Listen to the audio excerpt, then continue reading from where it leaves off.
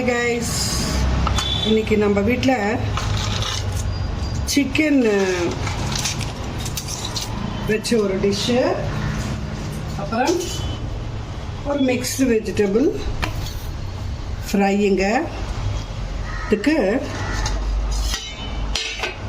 இது வந்து பிரெஸ்ட் பீஸுங்க. அவங்க நீளமாக தான் கொடுத்தாங்க. நான் இந்த மாதிரி பீசஸாக கட் பண்ணிட்டேன், தெரியுதுன்னு நினைக்கிறேன். இந்த மாதிரி பீசஸாக கட் பண்ணிட்டேன்.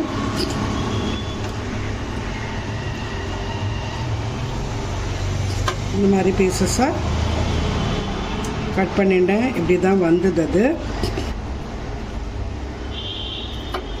இந்த மாதிரி நான் பீசஸாக கட் பண்ணிட்டேங்க. இப்போ இதை மேரினேட் பண்ணிக்க போகிறேன். நான் தயிர் போட்டுருவேங்க. இது நான் இன்னைக்கு தயிர் நான் நைட்டு போடலைங்க. ஸோ இப்போ காத்தால நம்மளுக்கு இன்னும் இப்போ தான் வச்சுருக்கேன். அதனால் வெளியில் வாங்கிட்டேங்க. உப்பு எவ்வளோ தேவையோ அவ்வளோ பார்த்து போட்டுக்கோங்க. இதில் கொஞ்சம் நிறைய மிளகுத்தூள், மஞ்சள் தூள், அப்புறம் ஜீரகத்தூள், அப்புறம் கரம் மசாலா. இது ஒரு ட்ரையாக தாங்க பண்ண போகிறேன். நானே ஒரு ட்ரையல் தாங்க, தெரியல எனக்கே இது எப்படி வரும்னு. சரி, ட்ரை பண்ணலான்னு தான் பண்ணுறேன். நல்லா பிசைஞ்சிட்டு இது நம்ம ஃபஸ்ட்டு கொஞ்சம் வறுத்துக்க போடுறோங்க. தவாவில் வச்சு எண்ணெய் விட்டு இதை ஃபஸ்ட்டு ரோஸ்ட் பண்ணி எடுத்துட்டு அதுக்கப்புறமா தாங்க நம்ம அது ஒரு கறி மாதிரி பண்ண போகிறோம். அப்போ மிளகாய் தூள் போட்டுக்கலாம். ஏன்னா நம்மளுக்கு இந்த வெறும் இந்த மிளகு தூளோட இது மட்டும் நம்ம சவுத் இண்டியன் ஸ்டைலுக்கு பெருசாக பிடிக்காது.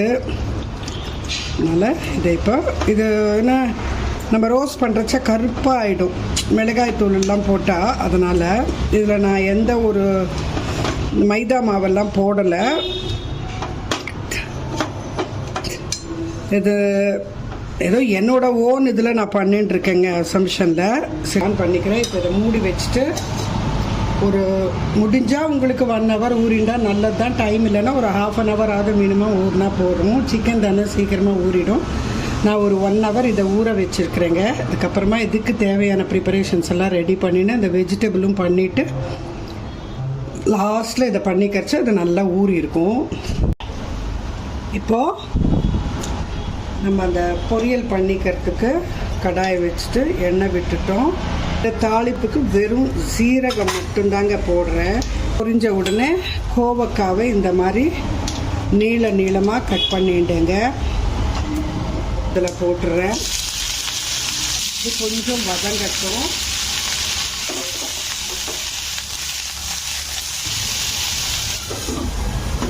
சிம்மிலேயே கொஞ்சம் வதக்கிக்கலாம். கோவக்காய் வேகிறதுக்கு லேட் ஆகும். இதெல்லாம் கொஞ்சம் டக்குன்னு வெந்துடும். அதனால் நான் என்ன பண்ணேன்னா ஃபஸ்ட்டு கோவக்காவை வதக்கிக்கிறேன். இந்த கோவக்காய் ஃபுல்லாக கம்ப்ளீட்டாக நம்மளுக்கு வேகிற வரைக்கும் நான் மிச்ச காய் போட்டுக்க மாட்டேன். அதுக்கு இப்போ பாருங்கள், கேரட் இந்த மாதிரி நீளமாக கட் பண்ணிட்டேன். கேப்சிகமும் அதே மாதிரி நீளமாக கட் பண்ணிட்டேன். வெங்காயம் கொஞ்சம் திக்காக நீளமாக கட் பண்ணிட்டேன். ஏன்னா வெங்காயம் வந்துட்டு நம்ம இப்போ கோவக்காய் ஒரு 3/4 வெந்த உடனே வெங்காயம் போட்டுருவோம். ஏன்னா அது ஒரு நீர் இது இருக்கும் இல்லையா, இதில் அண்ட் ஒரு காட் இருக்கும். அது கொஞ்சம் வெந்தால் தான் நல்லாயிருக்கும். எனக்கு இந்த கோவக்காய் மட்டும் பத்தாது, ஒரு 1/4 கிலோ காய் இருந்தது. அதனால் நான் என்ன பண்ணேன்னா சொன்ன கேரட்டையும் இந்த கேப்சிகமையும் இந்த மாதிரி கட் பண்ணிவிட்டு கொஞ்சம் ஆனியனையும் கட் பண்ணிட்டேன். இப்போ இதில் உப்பு போட்டுடலாம் அண்ட் மஞ்சள் தூளையும் போட்டுடலாம். இப்போ கொஞ்சம் சிம்மில் வச்சு நம்ம வேக வச்சுக்கலாம். இப்படி புரட்டி போட்டு நீங்கள் கரண்டி வச்சு இது பண்ணிக்கலாம். கோவக்காய் வெந்து வந்தப்பறமா பார்த்துக்கலாம். இப்போ மூடி திறந்து பார்க்கலாங்க. பாருங்கள், இது பாதி வெந்துருச்சு. இது கொஞ்சம் நல்லா ட்ரையாக ரோஸ்ட் ஆன அப்புறமா இப்போ நம்ம இந்த வெங்காயம் போட்டுடலாங்க.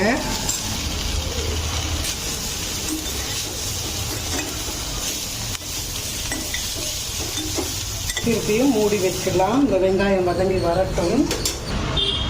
மூடி பார்க்கலாம். பார்த்தீங்களா, இப்போ வெங்காயம் நான் இந்த கோவக்காய் வெந்தப்புறம் ஒரு முக்கால்வாசி வெந்தப்புறமா தான் போட்டேன். இருந்தாலும் பாருங்கள், அது சீக்கிரமாக வெந்து போயிடுச்சு. இப்போ இதில் நம்ம கேரட்டும் கொஞ்சம் லேட் ஆகும் வேகிறதுக்கு. இப்போ இதையும் கொஞ்சம் நேரம் மூடி வச்சுட்டு வேக வச்சுக்கலாம்.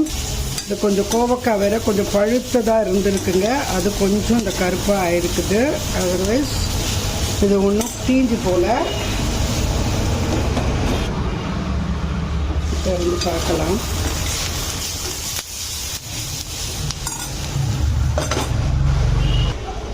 இப்போ இதை எடுத்து வதக்கலாம். பாருங்கள், இப்போ கேரட்டும் நல்லா வதங்கியிருக்கு. இன்னும் இப்போ கேப்சிகமாக போட்டுடலாம். இதோட கொஞ்சம் கருவேப்பிலையை கட் பண்ணி போட்டிருக்கேன். ஒரு வாசனையாக இருக்குங்க, வேறு ஒன்றும் இல்லை. மூடி வச்சிடலாம்.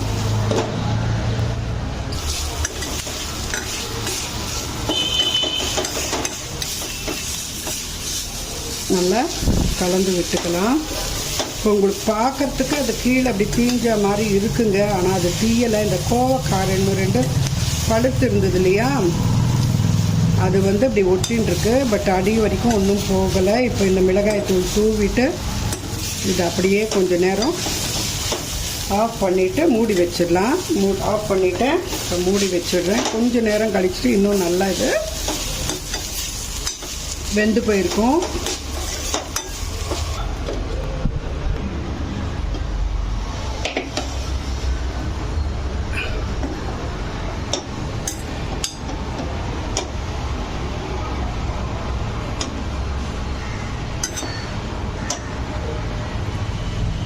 கலர்ஃபுல்லான கதம்ப பொரியல் ரெடிங்க.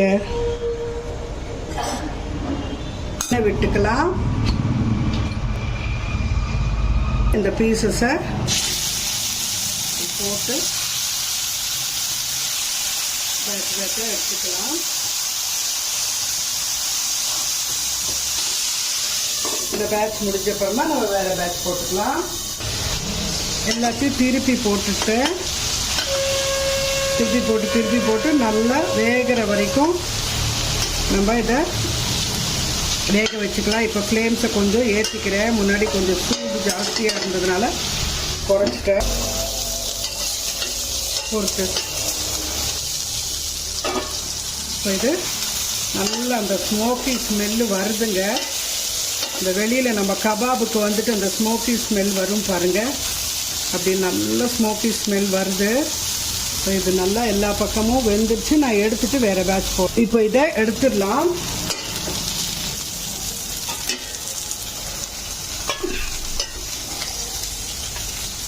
இன்னும் இதில் கொத்தமல்லி, புதினா இது எல்லாத்தையும் நம்ம எடுத்துடலாங்க. அரைச்சி இதில் நம்ம இது மேரினேட் பண்ணி வச்சிருந்தோம்னா இன்னும் ஃப்ளேவர்ஃபுல்லாக இருக்கும். அப்படியே நம்ம தொட்டுண்டு சாப்பிட்றலாங்க. நம்ம சாதத்தை சாப்பிட்ற கேசஸ்ங்க, அதனால் நம்மளுக்கு சாதத்துக்கு தொட்டுக்க நல்லா இருக்குமா, இப்படி தான் நம்ம பார்க்குறோம். இப்போ பாருங்கள், இன்னொரு பேட்ச் போடலாம். ஒன்று டேஸ்ட் பண்ணிட்டேங்க, நல்லா இருக்குது. லைம் பிழிஞ்சிட்டா சூப்பருங்க. அது ஊற்றி விட்டுருங்க.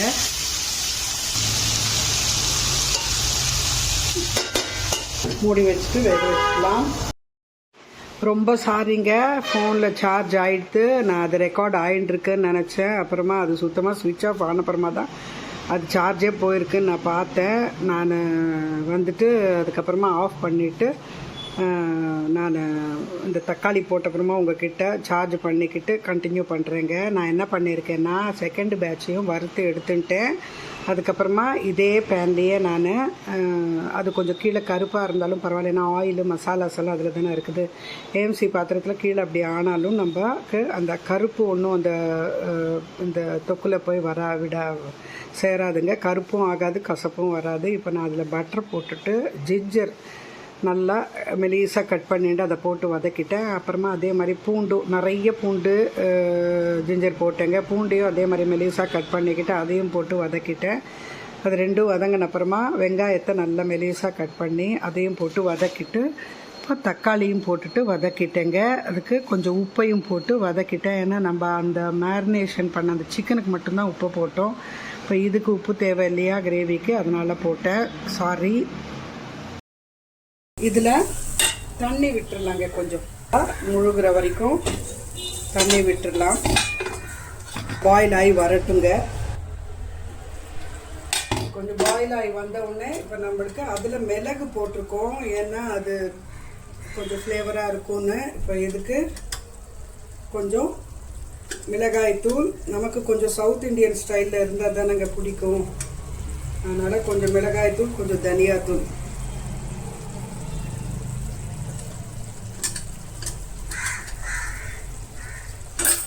போட்டு இப்போ இந்த சிக்கனை இதில் தூக்கி போட்டுடலாங்க.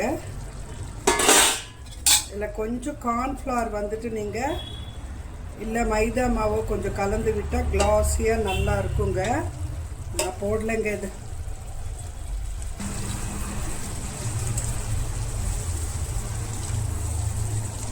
இப்போ நம்ம இதில் ஸ்ப்ரிங் ஆனியன்ஸுங்க கட் பண்ணி போட்டுடலாம்.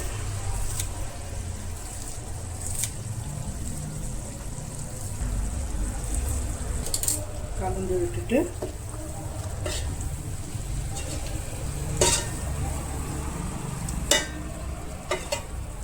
நீங்கள் கசூரி மேத்தி கூட போட்டுக்கலாம். இது அப்படியே ஆஃப் பண்ணிவிட்டு மூடி வச்சிடுறேங்க. கொஞ்சம் நேரம் கழிச்சுட்டு நம்ம பார்க்கலாம்.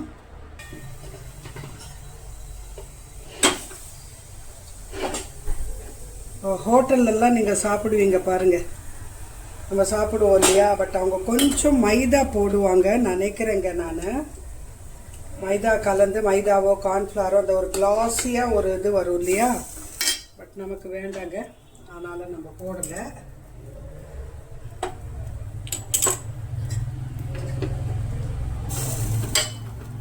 இது இப்போ உடனே சாப்பிட்றாதுங்க.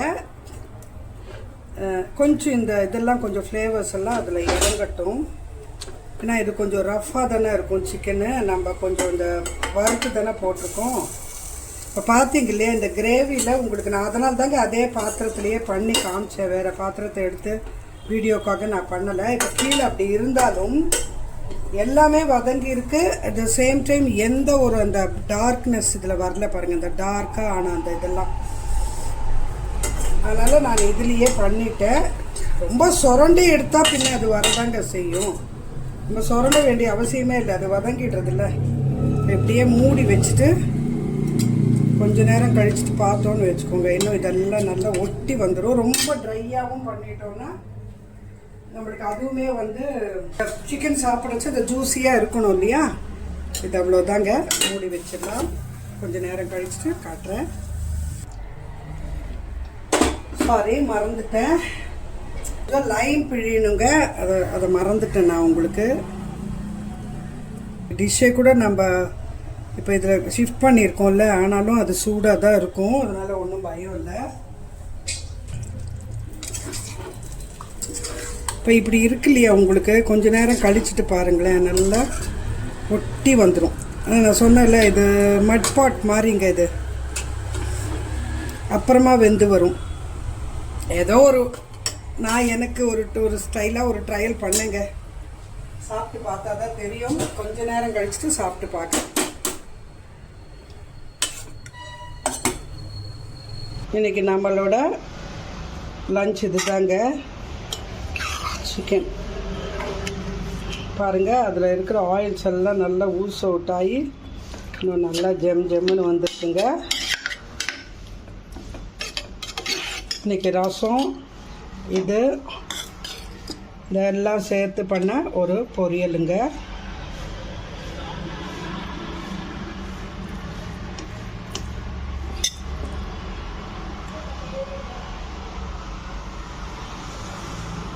இதுதான் நம்ம லஞ்ச் இன்னைக்கு.